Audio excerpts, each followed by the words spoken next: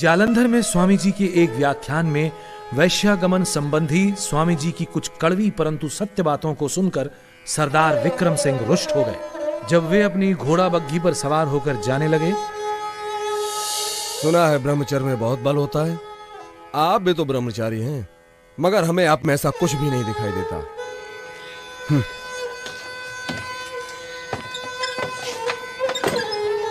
चलो कोचवान।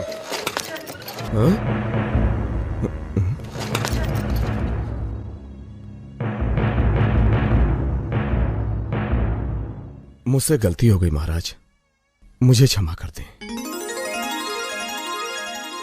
रुड़की अंग्रेजी राज्य का छोटा सा सुंदर नगर। रुड़की में ही स्वामी जी को कर्नल ओलकॉट का पत्र मिला और थियोसॉफिकल सोसाइटी के साथ संपर्क का प्रारंभ हुआ। इसी थॉमसन कॉलेज के पुस्तकालय से पंडित त्रिलोकीनाथ ने मैक्स मूलर द्वारा अनुवादित वेद पुस्तकें मंगाकर यह सिद्ध करने का असफल प्रयत्न किया था कि मूर्ति पूजा वेद विहित है। रुड़की में स्वामी जी ने डार्विन के सिद्धांत जैसे विषयों पर व्याख्यान दिए, जिससे वहां का शिक्षित समाज बड़ा प्रभावित हुआ। स्वामी जी ने अपने हाथों से 20 अगस्त 1878 को रुड़की आर्य समाज की नींव रखी।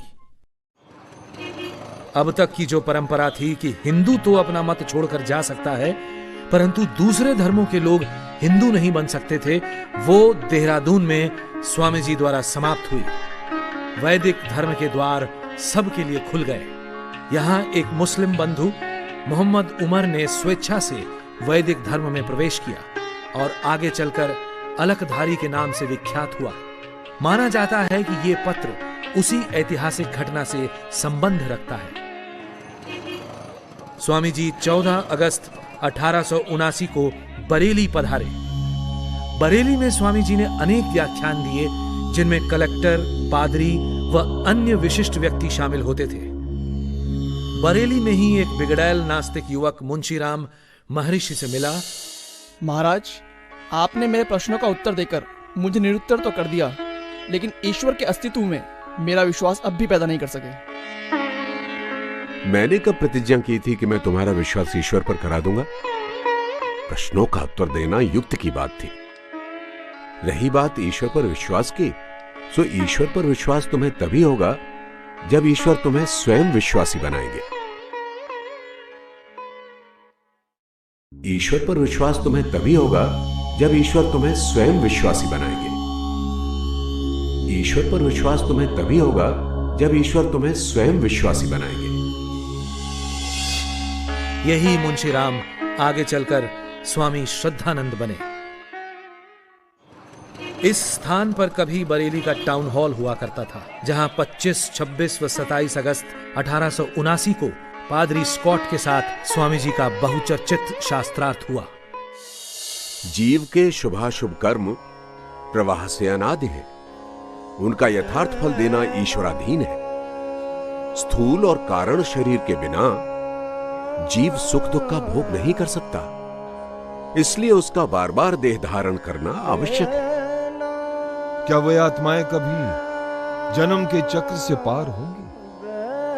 क्या पुनर्जन्म केवल दंड भोगने के लिए ही है? क्या ईश्वर मनुष्यों के पापों को क्षमा करता है? परमेश्वर और हमारा राजा प्रजा और पिता पुत्र का संबंध है। वो पापों के लिए अवश्य दंड देता है, परंतु पापों को क्षमा भी करता है। संसार में भी पिता पुत्र को दंड भी देता है और क्षमा भी करता है। दंड देना और क्षमा करना दो परस्पर विरोधी बातें हैं। इससे परमेश्वर न्यायकारी नहीं रहता, क्योंकि न्याय का अर्थ है कि जो जितना और जैसा कर्म करे उतना और वैसा ही फल देना। पापी को क्षमा करने से पाप बढ़ता है, पापी का पाप करने का साहस बढ़ता है। न्याय करना परमेश्वर का स्वाभाविक गुण है, वो इसके विपरीत कार्य नहीं कर सकता। ये बताएं कि परमेश्वर कौन कौन से पाप क्षमा करता है और कौन कौन से नहीं करता। ये तो हम नहीं कह सकते कि कहां तक वो दंड देता है और कहां तक क्षमा करता है। क्षमा से पाप की निवृत्ति कहना ठीक नहीं। और फिर पिता भी पुत्र के सभी पापों को क्षमा नहीं करता। वेदों में कहीं भी पाप का क्षमा होना नहीं लिखा है। अंग्रेजी बोलने वाले वेदों के अर्थ का निर्णय नहीं कर सकते। अदिति का अर्थ पृथ्वी, आकाश, माता, पिता, अंतरिक्ष आदि भी है। ये बरेली का बेगम बाग इलाका है। यहाँ पर स्वामी जी लक्ष्मीचंद खजांची की कोठी में ठहरे थे। स्वामी जी के प्रवचनों में कुछ कड़वी बातों से वहाँ के कमिश्नर रुष्ट हो गए और उन्होंने खजांची को बुलवा भेजा। हुजूर ने याद फरमाया, लक्ष्मी चंद खजांची, ये दयानंद स्वामी तुम्हारी कोठी पर ठहरा है? जी हुजूर। अपने स्वामी से कहो ज्यादा सख्ती से काम न ले। हम ईसाई लोग तो सभ्य है, वाद विवाद से नहीं घबराता, लेकिन अनपढ़ हिंदू और मुसलमान बिगाड़ उठा तो उसका प्रवचन बंद हो जाएगा। जो हुक्म सरकार। लेकिन खजांची साहब की हिम्मत नहीं हुई कि स्वामी जी को यह संदेश स्वयं दे दें। महाराज जी, कल खजांची साहब को कमिश्नर साहब ने अपने बंगले पर बुलवाया था। ये आपसे कुछ कहना चाहते हैं। तो भाई इसमें सहमने की क्या बात है? कमिश्नर ने यही कहा होगा ना कि अपने पंडित से कहो ज्यादा सख्ती ना किया करे। आप चिंता ना करें।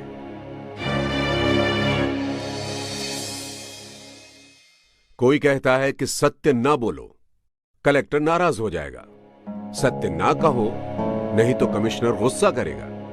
चक्रवर्ती राजा ही क्यों ना हो, हम सत्य कहकर ही रहेंगे। शरीर तो अनित्य है, इसकी रक्षा के लिए अधर्म करना व्यर्थ है। परंतु मुझे वो शूरवीर दिखाओ जो मेरे आत्मा का नाश कर सकता हो। और जब तक ऐसा शूरवीर पैदा नहीं हो जाता, मैं ये सोचने को भी तैयार नहीं कि मैं कभी सत्य को दबाऊंगा। अमेरिका वालों यानी कर्नल ओलकॉट और मैडम ब्लवत्स्की के बहुत आग्रह पर बरेली में ही स्वामी जी ने अपने जीवन चरित का कुछ अंश भी लिखा। ये दर्दनाक घटना स्वामी जी की नजरों के सामने फर्रुखाबाद में घटी। एक बूढ़ी औरत अपने जवान बेटे का शव गंगा किनारे लाई। वो इतनी निर्धन थी कि शवदाह के लिए लकड़ी भी नहीं जुटा पाई और साथ आए पुरुषों की सहायता से उसने वो शव गंगा में बहा दिया। घोर शोक कि हमारा देश इतना निर्धन हो गया है कि एक मृत शरीर को लकड़ी तक नहीं मिल सकती। अंधविश्वासों के तले पिस रही जनता को जगाने के लिए स्वामी जी ने अपनी लेखनी को और तेज करने का निश्चय किया, लेकिन उनके ग्रंथ कोई आसानी से नहीं छापता था। सो स्वामी जी ने एक प्रिंटिंग प्रेस स्थापित करने का निश्चय किया और माघ शुक्ल 2 संवत 1936 को काशी में लक्ष्मी कुंड पर मेरठ और फर्रुखाबाद की आर्य समाजों तथा राजा जय कृष्णदास की सहायता से एक प्रिंटिंग प्रेस की स्थापना हुई, जिसका नाम आर्य प्रकाश यंत्रालय रखा गया। आज वही प्रिंटिंग प्रेस अजमेर में वैदिक यंत्रालय के नाम से स्थित है। यह मशीन स्वामी जी ने स्वयं अपने हाथों से खरीदी थी। स्वामी जी का मानना था कि यदि पूरी आर्य जाति का विकास करना है तो स्त्रियों को शिक्षित करना होगा।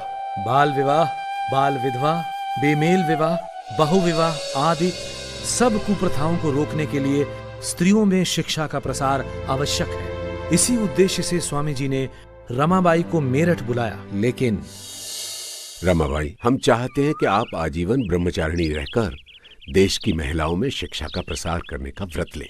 शिक्षा विहीन नारी के कारण आज राष्ट्र की अधोगति हो रही है। महाराज, मैं आपकी आज्ञा का पालन करने में असमर्थ हूँ, क्योंकि मैं पहले से ही विवाहित हूँ। स्वामी जी की प्रेरणा से ही मेरठ और देश के अन्य भागों में बालिकाओं के लिए अनेकों पाठशालाएं प्रारंभ हुई और स्त्री शिक्षा के क्षेत्र में ग्राम ग्राम और नगर नगर में एक नई चेतना का संचार हुआ। फूल सिंह, तू अपनी धियाने स्कूल भेज के मेम साहब पढ़ावन चला है के? सारे गांव के मुंह पे कालिक पोतेगा तू हैं? दिखे के पास जुल्ले कान खोल के आज जो तने अपनी लोंडिया को स्कूल से ना काटिया ना, तो जात बरादरी का नहीं, सारे गांव भर में का हुक्का पानी बंद हो जाएगा तेरा।